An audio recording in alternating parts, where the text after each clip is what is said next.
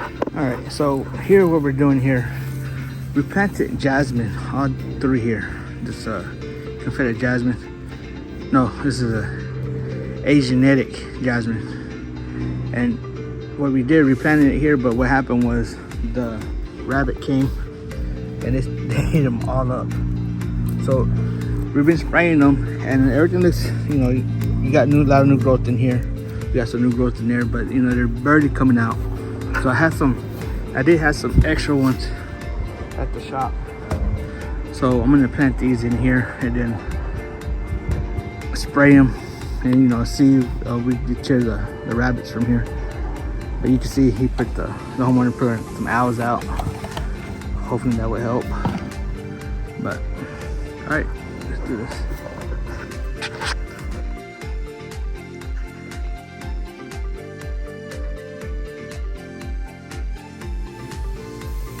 So what we're doing here, we're gonna do some pulling the mulch back, and then we're gonna dig the hole and then put the jasmine in and then push the mulch back to cover up.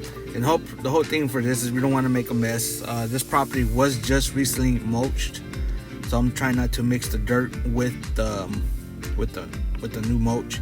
So and one thing about these jasmines, that they don't need deep roots or anything like that. They're real. The roots they don't go too deep, whatever. So just get in there, smashing it in there, and just make sure the area stays clean. So there's only a couple of these, so we're just gonna do everything by hand here. And then I got my guy back there in the back. Basically what he's doing, he's picking weeds out of the jasmine.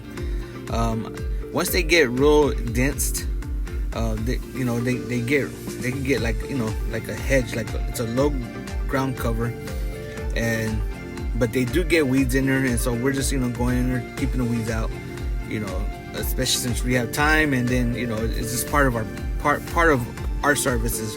When we're going into the beds, it's if we see a weed, we pick it up. That's just part of our thing. But one thing about the jasmine, it is a low grower.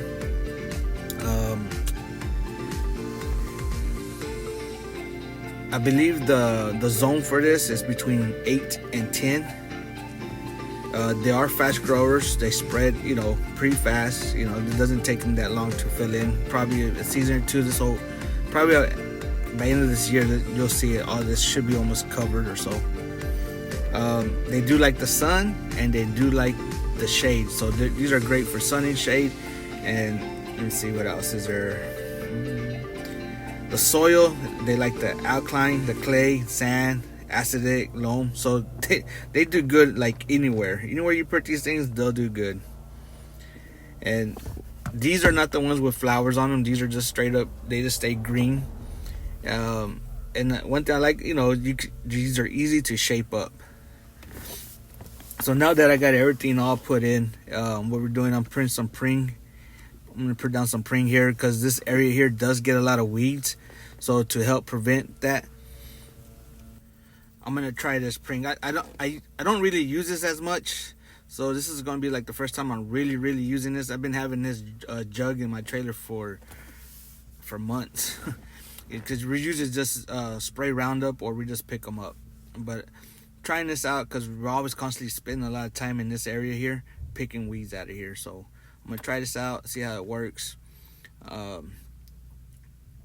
But you see me, I'm going all the way back there because it is time consuming. Picking weeds is time consuming, but it makes a big difference on your properties. That's the only thing. Right now we're in January. That's probably the only thing that's really growing fast. And okay, so I had a bag of mulch I brought with me. So to use it up, I'm just filling it up right here where I planted this stuff. You can see it's more moist, so it looks darker. But once it starts drying out, the whole bed will look the same. So, and then making sure that the runners stay on top, that they're not buried. But yeah, guys. So this is the jasmine. It's a really good. I prefer the ones with the flower on it. And this is, I believe, the jasmine minimum or the aesthetic or something like that. Aesthetic minimum. That's what these are called. I'll probably post it here somewhere. You'll see it, the name. But perfect ground covers. They don't get really tall. You know, we could trim them with the hedge trimmer. The top you could trim it with the weed eater. You know, just like grass. And then I usually shape it up with the weed eater or a hedge trimmer.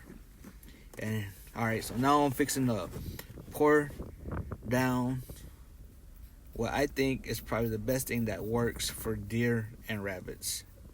Is that liquid fence. You know, I've tried this everywhere, so hopefully this works. But yeah, that's probably the best thing. Oh man, but it does stink though. You know, so when you pour this, you know, make sure that you're not know the direction of the wind, in other words, because you don't want that to spray on you, because it is nasty. It stinks bad, but it doesn't last all day. The smell will go away, but you know, and the main thing is you just want some point. I'm spraying everything. You want to make sure that you get it where it's dripping off the leaves and stuff. You know, you don't have to be, you know, scarce with it. Be heavy, spray heavy with it.